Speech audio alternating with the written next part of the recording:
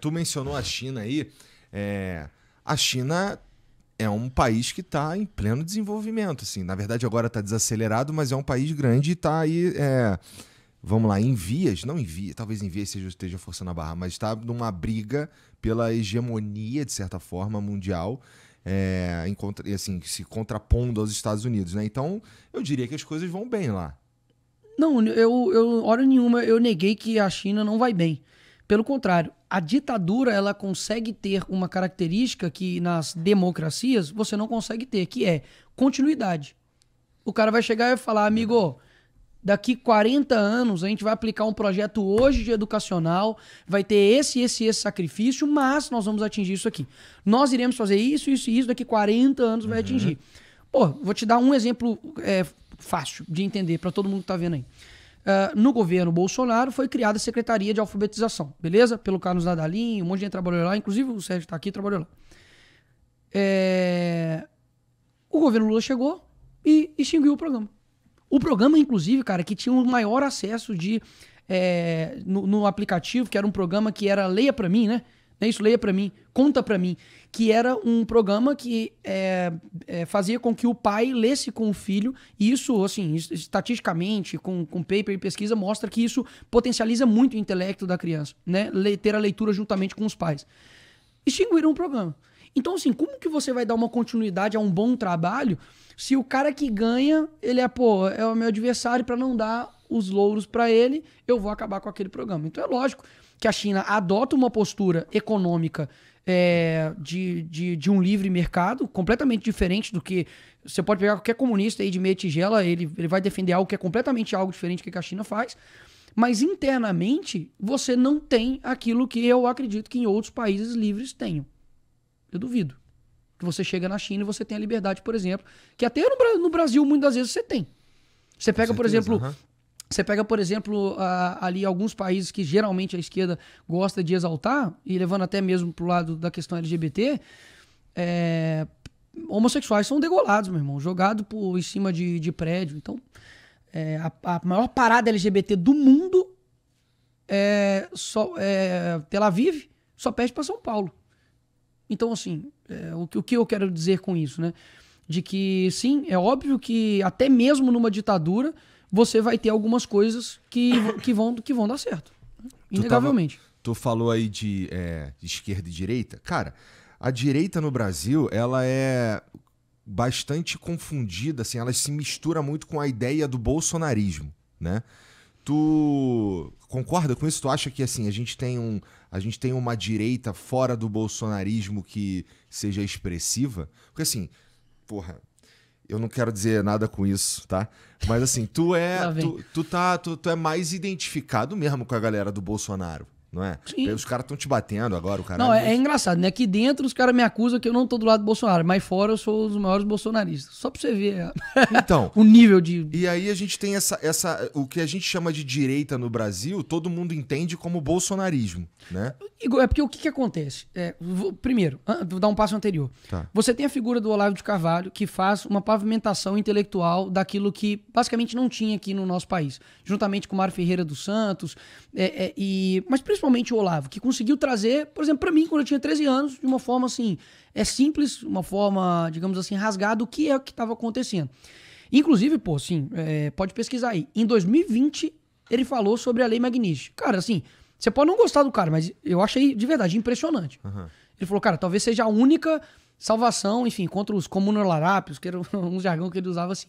Então, ele tinha uma capacidade, e principalmente filosófica, cara, não somente política, mas filosófica, que eu gostava e muito. E só pra deixar bem claro, assim, o quanto que eu consigo e aprendi o que a Bíblia diz a respeito de você examinar tudo, extrair o que é bom, de que o Olavo, ele é católico, ele faz, assim, críticas severas ao protestantismo, ao Lutero, e eu sou protestante. Então, só para deixar claro que, assim, eu consigo, sabe, delimitar ali o que cada um consegue trazer, enfim, para o mundo em nível intelectual. E então isso foi pavimentado, veio 2016, e com esse boom político, que todo mundo, enfim, foi pra rua, etc e tal, você tem as pessoas se envolvendo mais com isso, mas o ponto realmente principal foi quando teve a entrada do Bolsonaro, onde você quebra, digamos assim, aquela figura estereotipada de um político que, enfim, fala de uma forma mais aveludada, etc. E você vê um cara, meu irmão, que só você não matar, não roubar, não estrupar, não cometer latrocínio, tu vai pra lá, pi. Esse cara F é a vida da gente a vida inteira. Nós vamos passar a cabeça dele, tem que se F e acabou. Cara, assim, pra o que a gente vê em âmbito de política, assim, os caras prezando pela imagem, isso quebra totalmente, sabe, choca as pessoas. E o chocante sempre faz as pessoas refletirem, tanto pro bem quanto pro mal. Então eu acredito que a partir dali as pessoas realmente tiveram um interesse a mais de saber de fato, cara, quem que nos governou esse tempo todo? Porque no fim das contas, eu votei, por exemplo, na Aécio achando que era de direita. E eu não tenho dúvidas que muita gente também. Muita gente achava que o FHC era de direita, meu irmão. Se a gente pega o Dilma e Aécio tá mais à direita. Sim, só que era aquela coisa que a gente viu depois de um longo tempo, que agora tá, tipo assim, digamos, de uma maneira mais clara para as pessoas, que era a estratégia das tesouras. Era uma mesma tesoura que tem duas lâminas, mas as duas se convergem para a mesma finalidade. O próprio FHC mesmo, que foi, digamos, um opositor ao Lula, falou, cara, eu sou de esquerda e eles não acreditam. Deu uma folha, eu acho que para a Folha de São Paulo. E, pô, a gente tem o melhor exemplo agora, que é o Alckmin. O Alckmin é vice do Lula. Eu quero repetir isso. O Alckmin é vice do Lula. Até há menos de 10 anos atrás, o cara tava falando, o Lula quer voltar à cena do crime. Amigo, não tem como você não perceber que existia, nem que num plano que só que eles sabiam, uma estratégia muito grande de poder aqui no nosso país. Ponto. Isso é política, no fim das contas. É assim que funciona mesmo, não é? Em qual sentido? Porque eu concordo que política é arte, você articular, negociar, mas peraí, existe um limite moral. Pô, eu vou chegar pra você e falar assim, meu irmão, tu é um criminoso, entendeu? E aí, depois de anos, você torna o vice do cara? Bom, eu suponho que quando o cara tava falando que ele era um criminoso, também faz parte do jogo político. É só a gente ver os debates, que não precisa ser criminoso. A gente vê como... Mas aí, esse ponto, calma, eu concordo que, de fato, a política no Brasil, ela se tornou o seguinte, quem tem o melhor marqueteiro ganha. Ou seja, não importa se o cara realmente é virtuoso.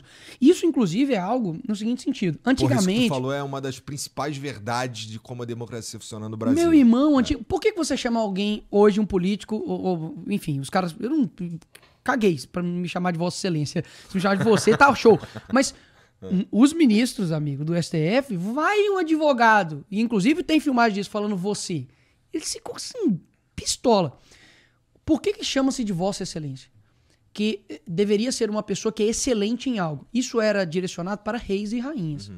Escolhia-se quem era o melhor, o excelente para poder governar aquele país, é uma pessoa capacitada, uma pessoa que vai conseguir, enfim, fazer com que o nosso mercado chegue para outros países, com que a gente tenha um bom armamento bélico, um bom exército, vai nos proteger, vai trazer alimento, beleza. Ele era excelente em governar o país, tá?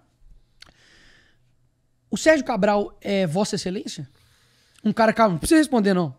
Que foi condenado a 400 anos, quer dizer, então, que o Lula, condenado em 3 instâncias, condenado por lavagem de dinheiro e corrupção passiva, ele é uma pessoa excelente? Quer dizer, então, que uma pessoa que dá penas desproporcionais para crimes que a esquerda cansou de cometer é uma pessoa excelente? Então, o que a política se tornou aqui no nosso país? Quem tem o melhor marqueteiro? Então, não importa se tem virtude ou não. Não importa se você é um cara honesto, se você quer realmente o bem do país. Afinal de contas, não importa nem eu realmente ter aquelas habilidades. O que importa é eu te enganar durante a eleição, quem vai conseguir gerar a melhor narrativa, vai ter o domínio da internet, vai ter o domínio das mídias tradicionais. Comprar uns votos. Comprar os votos. E aí nós vamos chegar no poder. E aí, amigo, eu cheguei lá, não importa mais nada.